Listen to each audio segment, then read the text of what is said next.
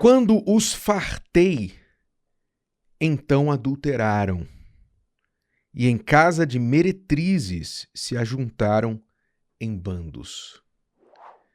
Deus está falando aqui, através do profeta Jeremias, você pode encontrar esta passagem no capítulo 5, versículo 7, de como o povo o tratou em troca de tudo que ele fez por ele. Novamente, quando os fartei, ou seja, quando eu lhes dei abundância, quando eu os enchi de todas as bênçãos, riquezas, prosperidade, suas casas, seus campos, suas colheitas, o ouro das nações, seu comércio, quando eu os abençoei de forma que eles cresceram, então adulteraram, ou seja, me traíram. Procuraram outros deuses. Você sabe que a idolatria para Deus é o mesmo que o adultério para a pessoa casada, a pessoa traída. Você que já foi traído, você tem uma pequena noção do que Deus sente quando as pessoas o trocam por outras coisas que elas chamam de Deus neste mundo. Então ele diz: quando os fartei, então adulteraram, e em casa de meretrizes se ajuntaram em bandos, quer dizer, foram procurar as prostitutas. Novamente usando a linguagem de uma pessoa casada. Imagine, para você ter uma ideia do que Deus está falando aqui, da dor que ele sente, é como uma pessoa, uma jovem, que dedicou a sua vida ao seu namorado, o seu amor, né? O seu primeiro amor. Ela conheceu o seu namorado, se apaixonou, os dois se apaixonaram, eles noivaram, prometeram juras de amor eterno e então se casaram. E ali se casaram e foram construindo uma história, construindo uma vida. E ele trabalhando pela casa, pela família, trabalhando por ela apoiando a ele em tudo, ajudando a ele em cada conquista, e eles foram crescendo, prosperando, até que quando eles estavam ricos, abastados, realizados, já depois de uma certa idade, o marido se enoja ou se cansa, fica entediado da sua esposa, porque já está um pouco mais velha, já não tem mais aquela flor da sua juventude. Afinal, ela se dedicou a ele. Ele então a troca por uma mais nova. Ele comete o adultério e troca por uma mais nova. Ou vai, como Deus disse aqui, a uma casa de prostituição para satisfazer os seus desejos e trai a sua mulher, a mulher da sua mocidade. Duro, não é isso? E isso acontece, infelizmente, com muitas mulheres e muitos homens também. Não é só a mulher que é traída, muitos homens também hoje são traídos, homens fiéis, homens que dedicaram suas vidas a uma mulher e depois se encontraram traídos por elas, trocados por elas. Deus se compara a este homem traído, que depois de dar tudo para sua mulher, tudo para ela vai e o trai. A traição realmente é uma coisa diabólica, demoníaca, porque é um golpe tão duro que foi a única razão, o único motivo que Deus permitiu a separação, o divórcio.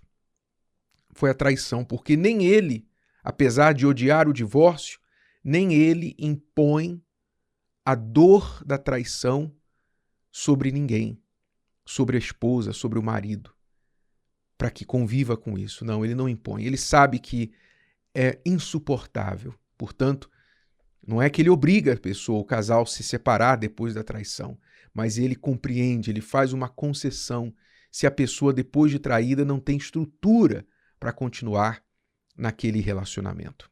Ele completamente entende isso e por isso faz uma exceção e permite o divórcio em casos de infidelidade, de adultério. Ora, o que isso significa? Nós temos aqui dois sentidos, dois significados. Deus está falando ao mesmo tempo de casamento, ele fala do casal, da importância do casal ser fiel, ser justo, que é o que se espera um do outro diante de uma aliança firmada no altar. O que se espera de um casal é que depois que o seu marido, a sua esposa, abdicou da liberdade, da vida de solteiro para viver para você, deixou a sua família, deixou o pai, deixou mãe. Alguns cônjuges deixaram seus sonhos pessoais, deixaram a carreira em prol da carreira do parceiro, não é? O seu cônjuge que vem sacrificando a vida por vocês dois, pelo nós, sacrificou o eu pelo nós, o mínimo que você deve a esse cônjuge é a sua lealdade, a sua fidelidade. É o mínimo que é esperado. Que a pessoa seja fiel, reconheça. Ah, mas se eu não amo mais, se eu não sinto mais isso, se eu não sinto mais aquilo, isso aí é outra história. Isso aí há formas de você lidar com isso. Você está infeliz no seu casamento por uma razão ou outra, você tem que lidar com isso. Mas não é traindo que você vai trazer felicidade, nem para você, nem para outra pessoa. Então, Deus está falando aqui da fidelidade conjugal, em primeiro lugar, que o mundo precisa tanto aprender, tanto homens quanto mulheres, pois hoje o que se pratica é o ninguém é de ninguém, o que se pratica é o importante é ser feliz, se eu não estou feliz, então eu saio desse casamento, vou para outro, saio desse relacionamento, vou para outro, troco essa pessoa por outra. Isso é o que se vive, não é? As pessoas hoje estão descartáveis, desleais, infiéis, fiéis somente aos seus desejos e caprichos. Então, você precisa aprender, se você quer ser feliz no casamento, você precisa aprender digamos, na cartilha, no beabá da cartilha do amor inteligente, está lá a lealdade. A lealdade. A fidelidade é preciso ser aprendido e praticado. E o outro aprendizado desta passagem, o maior de todos, é também essa fidelidade e lealdade a Deus. Pois quantos agora me ouvem que fizeram a mesma coisa que Israel foi acusado de ter feito aqui, pelo próprio Deus? Depois de fartos, depois de abençoados, você foi abençoado, você foi curado, liberto, você foi salvo, você foi tirado da lama. Deus te achou lá na lama e te salvou. Te deu uma vida, dignidade, te deu um nome, não é? Te deu paz. Ele te fartou de bênçãos. E quando você estava farto de bênçãos, você não tinha mais tempo para ele. Você se encantou com outros senhores por aí.